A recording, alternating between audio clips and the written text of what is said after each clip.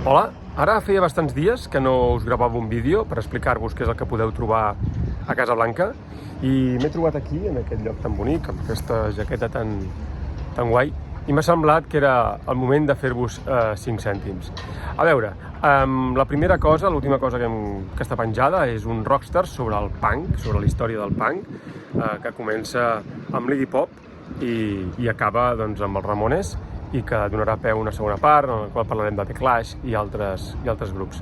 També tenim unes recomanacions fonamentals sobre la Messies, que és aquesta sèrie espanyola, una mica que el que fa és xuclar el folclore català per posar-lo al servei de l'oscurantisme clàssic espanyol, amb el Albert Pla, que és el rei de traficar amb això i de fer de pont entre un món i l'altre, entre la llum de Catalunya i la foscor d'Espanya. Després tenim també unes altres recomanacions fonamentals que val la pena d'escoltar, que és sobre els llibres del Jordi Graupera, l'Anna Ponsoda, l'Anna Pazos, la Laura Calzada, i després, evidentment, tota la beta literària més rodorediana de les Irene Solàs i companyia, que es titula El retorn del jo i explica una mica aquesta dicotomia que hi ha entre, d'una banda, el naturalisme líric i de l'altra, aquesta mena de literatura una mica narcisista que s'ha posat ara de moda d'ençà de la davallada o de l'ensolciada que va ser l'1 d'octubre. També teniu unes cartes científiques, diversos episodis de cartes científiques, però l'últim és sobre el tecnofeudalisme.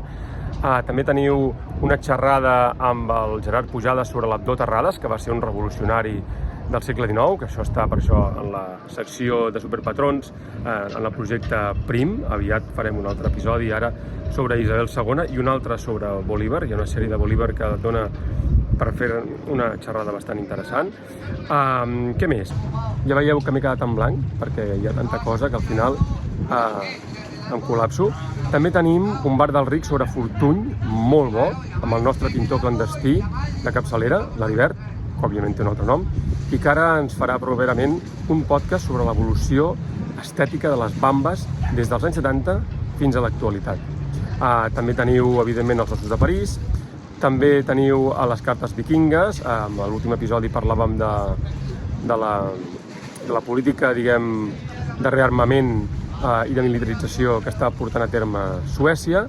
Teniu els articles polítics i teniu també la sèrie sobre Macià Alavedra. Ara, aquest dissabte, es publicarà el 8è episodi, que està pensada una mica, per anar preparant els votants de cara a les eleccions, per explicar-los que el món convergent, encara que no vulgui acceptar-ho, està perdut o estarà perdut fins que no aparegui una classe dirigent de polítics que entenguin d'on sortia el pòsit polític que va fer aquest partit, diguem, tan hegemònic, i com es pot tornar a representar l'espai sociològic que fins fa uns anys ja representava i que ara, diguem, s'intenta captar una mica amb imitacions barates com aquests bolsos que venen els immigrants a plaça Catalunya o les coses aquestes que es compren als xinos per €1. I fins aquí.